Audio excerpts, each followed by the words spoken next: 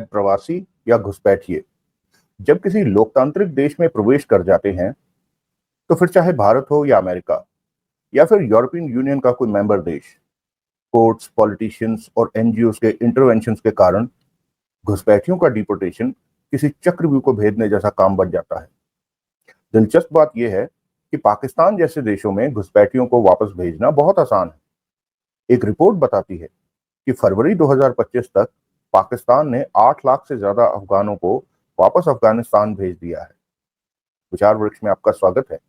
यहाँ हम उन विषयों पर चर्चा करते हैं जो आज तो शायद शांत दिख रहे हैं, किंतु कल एक ऐसा संकट बन सकते हैं जो सब कुछ बदल दे। आइए ऐसे ही एक विषय पर विचार करते हैं।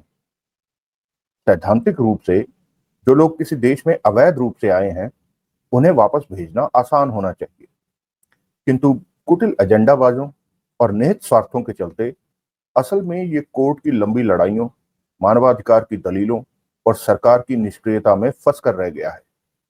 सबसे पहले भारत की बात करते हैं। भारत का क्षेत्रफल चीन जितना बड़ा नहीं है, किंतु जनसंख्या चीन से भी अधिक है और बढ़ती ही जा रही है। साथ ही हर दिन संसाधन और सांस लेने के लिए जगह कम होती जा रही है। दुनिया की चौथी सबसे बड़ी अर्थव्यवस्था होने के बावजूद भी भारत में जमीन, भोजन, छत और रोजगार की समस्याएं बढ़ती जा रही हैं। ऐसे में आपको ये जानकर कैसा लगेगा कि घुसपैठियों के डिपोर्टेशन का विरोध करने के लिए कॉन्स्टिट्यूशनल प्रोटेक्शंस का दुरुपयोग हो रहा है। हिरासत में लिए जाने के बाद बड़ी संख्या में एनजीओज और प्रशांत भूषण और कपिल सिब्बल जैसे तथाकथित सीनियर लॉयर्स डिपोर्टेशन को रोकने के लिए सुप्रीम कोर्ट पहुंच जाते हैं। संविधान का आर्टिकल 21 जीवन और स्वतंत्रता का अधिकार इन घुसपैठियों की ढाल बन जाता है। हिरासत में लिए गए कई घुसपैठिए भारत के संविधान के आर्टिकल 21 के तहत पटिशन दायर करते हैं, जिसमें उनके जीवन या स्वतंत्रता को खतरा होने का दावा किया जाता है। भारत का संविधान भारत के नागरिकों के हितों की सुरक्षा के लिए है। आपका सामान्य ज्ञान भी यही कहेगा। जो प्रश्न आपको अपने सामान्य ज्ञान से पूछना चाहिए वो यह है कि भारत का संविधान भारत का नागरिक मानता किसे है। दुर्भाग्य से हमारी कानूनी व्यवस्था अधिकतर घुसपैठियों के पक्ष में रहती है और सेंटर और स्टेट गवर्नमेंट्स को घुसपैठियों को डिपोर्ट करने से रोकती है, स्टे लगाकर। भले ही सुप्रीम कोर्ट घुसपैठियों को डिपोर्ट करने के पक्ष में हो, किंतु वकीलों की मदद से घुसपैठियों द्वारा दायर रिट पिटीशंस हमेशा अंतरिम आदेश ले आती हैं, जिससे डिपोर्टेशन पर रोक लग जाती है और मामला सालों तक अदालत में चलता रहता है। यूं ही थोड़े 22 घुसपैठिए 500 लोगों का परिवार बन जाते हैं। लीगल सिस्टम के इस तरह के पुशबैक के कारण ही कई स्टेट गवर्नमेंट्स अब कानूनी व्यवस्था को पूरी तरह से दरकिनार करके मामलों को तेजी से निपटाने का प्रयास कर रही हैं। अमेरिका की बात करते हैं। अमेरिका में भी वही हो रहा है जो भारत में हो रहा है, क्योंकि टेम्पलेट, बेनिफिशरीज और बैकस्टेज एक्टर्स दोनों ही देशों में, क्या पूरे वर्ल्ड में एक ही हैं। हो सकता है आपको ये जानकर हैरानी हो रही हो, अमेरिका में घुसपैठियों को शरण देने वाले राज्यों को सेंचुरी कहा जाता है। अमेरिका भर में सेंचुरी स्टेट्स ही एजिटेशन को बढ़ावा दे रहे हैं। एक बार जब घुसपैठी अमेरिका में पैर रखते हैं, तो अमेरिका में भी ये भारत ही की तरह एक लंबा कंट्रोवर्शियल मामला बन जाता है। सेंचुरी सिटीज में अधिकारियों को घुसपैठियों से पूछताछ करने या उन्हें हिरासत में लेने की आज्ञा नहीं है। लॉ एनफोर्समेंट उन्हें राजनीतिक हथियार के रूप में दिखता है। अमेरिका के ये शहर डिपोर्टेशन के अधिकारियों के साथ सहयोग करने से साफ इंकार करते हैं। जून 2025 की शुरुआत में लॉस एंजलिस में हालात काफी बिगड़ गए। गारमेंट इंडस्ट्री में घुसपैठियों को पकड़ने गई पुलिस और अधिकारियों के विरुद्ध बड़े पैमाने पर विरोध प्रदर्शन शुरू हो गया। विरोध इतना बढ़ गया कि पुलिस को आंसू गैस और रबड़ की गोलियां चलानी पड़ी। यूनियन लीडर को गिरफ्तार कर लिया गया। इस कारण आक्रोश और फैल गया। इस ऑपरेशन के दौरान करीब 100 घुसपैठियों को हिरासत में लिया गया। टाइटल 10 का प्रयोग करते हुए फेडरल एजेंट्स ने 4000 नेशनल गार्ड्स और 700 मेरीन तैनात करके जवाब दिया, किंतु और अधिक अशांति फैल गई। कारें जला दी गई, हाईवेज को ब्लॉक कर दिया गया और यहां तक कि पत्रकारों को भी घायल कर दिया गया। अब तो खबर यह भी आ रही है कि वहां 2 लॉ मेकर्स की हत्या तक हो गई है।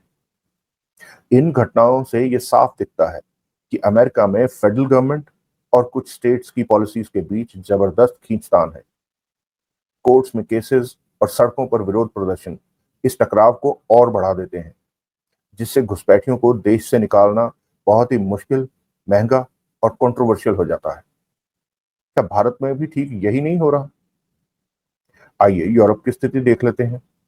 यूरोपियन यूनियन में ह्यूमन राइट्स से जुड़े कानून इतने सख्त हैं कि घुसपैठियों को वापस भेजना लगभग नामुमकिन बना देते हैं। यूरोप में डिपोर्टेशन के खिलाफ सबसे मजबूत दीवार लीगल है। European convention on human rights या ईसीएचआर के अनुसार अगर किसी घुसपैठियों को उसके देश भेजने से उसे जान का खतरा या बुरा व्यवहार झेलना पड़ेगा, तो यूरोप का कानून उसे भेजने नहीं देता। ईयू के सदस्य देशों को नॉन रिफॉलमेंट जैसे नियमों और कानूनी प्रक्रिया का सख्ती से पालन करना पड़ता है। हालांकि ये नियम वहां के आम नागरिकों का जीवन नर्क कर रहे हैं। यूरोप में अपराध बहुत ज्यादा हो रहे हैं, महिलाओं पर हमले बढ़ रहे हैं और जनसंख्या का संतुलन बदलता जा रहा है। हाल के ही दिनों में इन नीतियों के खिलाफ विरोध प्रदर्शन भी हुए हैं। जनता के बढ़ते दबाव के बीच इटली, जर्मनी, ऑस्ट्रिया और डेनमार्क जैसे कुछ देश अब खुलकर ये चर्चा कर रहे हैं कि ईसीएचआर को बदला जाए या उससे पूरी तरह से बाहर निकला जाए, क्योंकि उन्हें लगता है कि ये कानून उनके देश की माइग्रेशन पॉलिसी पर कंट्रोल में रुकावट बन रहा है। तो क्या अधिक सहनशीलता कमजोर बना रही है? क्या अधिक सहनशीलता के कारण कानून लागू करने की शक्ति कमजोर पड़ती जा रही है? भारत जैसे लोकतंत्र जिन मूल्यों पर गर्व करते हैं, वही मूल्य डिपोर्टेशन को बहुत कठिन बना रहे हैं। संवैधानिक, अंतरराष्ट्रीय या मानवीय आधार पर कोर्ट्स में पिटीशंस फाइल हो रही हैं। दुख की बात यह है कि अधिकतर फैसले देश के नागरिकों के पक्ष में नहीं, घुसपैठियों के पक्ष में है। तरह तरह के एनजीओज और ऑर्गेनाइजेशंस कुछ लोगों को वर्गलाकर या खरीदी हुई भीड़ जुटाकर विरोध प्रदर्शन आयोजित करते हैं, कानूनी चुनौतियां पेश करते हैं और मीडिया में सनसनी फैलाते हैं। लेफ्ट सूडो लिबरल मीडिया व्यक्तिगत कहानियों को बढ़ा चढ़ाकर पेश करता है और डिपोर्टेशन को दंडात्मक या मोरल फेलियर के रूप में पेश करता है।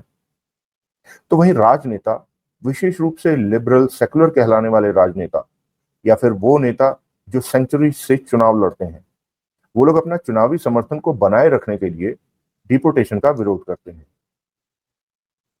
पाकिस्तान ने 8 लाख से ज्यादा अफगानों को वापस भेज अपने आप में एक उपलब्धि प्राप्त की है। कैसे? वहां ना अदालतें ज्यादा सवाल पूछती हैं, ना मीडिया परेशान करती है और ना ही कोई एक्टिविस्ट सड़कों पर उतरता है। क्यों? क्योंकि वहां कानून का राज नहीं है, बल्कि सेना और सुरक्षा एजेंसियों की मर्जी चलती है। वहां मानवाधिकार एक मजाक से अधिक और कुछ नहीं है। यहां तुलना करना ठीक नहीं होगा, क्योंकि लोकतांत्रिक देश मानवाधिकारों और कानून का पालन करने में भरोसा रखते हैं। वो घुसपैठ जैसे मामलों में सख्ती नहीं दिखा पाते। तो जो बात आपके देश को अच्छा बनाती है, वही बात आपके देश को अवैध घुसपैठियों के मामले में पंगु बना देती है। वास्तव में अधिकारों का सम्मान करने वाला समाज अपने हाथ स्वयं ही अपनी पीठ के पीछे बांध लेता है। फिर ये प्रश्न खड़ा हो जाता है कि क्या कानून और मानवाधिकारों का पालन करना गलत तो नहीं? क्योंकि भारत में कोर्ट्स और आंदोलनजीवी लगभग तुरंत ही झंडे लेकर निकल पड़ते हैं। पाकिस्तान दिखाता है कि संस्थागत बाधाओं के बिना क्या होता है और क्या क्या किया जा सकता है। तो वहीं सहनशील होने की कीमत चुकानी पड़ती है। किंतु इससे यह भी स्पष्ट हो जाता है कि पाकिस्तान में अकाउंटेबिलिटी, ट्रांसपेरेंसी और ड्यू डिलिजेंस जैसी चीजें बिल्कुल नहीं है। इसलिए भारत उस रास्ते पर तो नहीं चल सकता। अब प्रश्न ये है कि कौन सा मॉडल बेहतर है? जो देश लोकतंत्र और मानवाधिकारों को प्राथमिकता देते हैं, वहां काम धीरे, उलझनों भरा और कानूनी लड़ाइयों वाला हो सकता है, किंतु ऐसे देश लोगों की आजादी को बचाए रखते हैं। भारत पाकिस्तान की तरह बर्ताव नहीं कर सकता, किंतु कहीं ना कहीं एक सीमा तो तय करनी होगी, ताकि कानून व्यवस्था बनी रहे और देश के नागरिकों की सुरक्षा हो सके। क्या हम अपनी जुडिशरी, अपने रिसोर्सेज और अपने नागरिकों की सुरक्षा के नाम पर एक लक्ष्मण रेखा नहीं खींच सकते? इस विषय पर आपके क्या विचार हैं? अगर आपको लगता है कि भारत की सीमाओं की सुरक्षा और नागरिकों की सुरक्षा को प्राथमिकता मिलनी चाहिए, तो ये लड़ाई सिर्फ सरकार की नहीं है, आपकी भी है, मेरी भी है। अपने विचार हमें कमेंट्स में अवश्य बताइएगा कि आप क्या सोचते हैं। क्या भारत को भी पाकिस्तान की तरह नियम और कानून ताक पर रखकर घुसपैठियों को भारत से बाहर खदेड़ देना चाहिए? हमारे साथ जुड़कर भी आप अपने विचार रख सकते हैं। प्रत्येक रविवार रात 9 बजे हमारे लाइव शो का हिस्सा बनकर।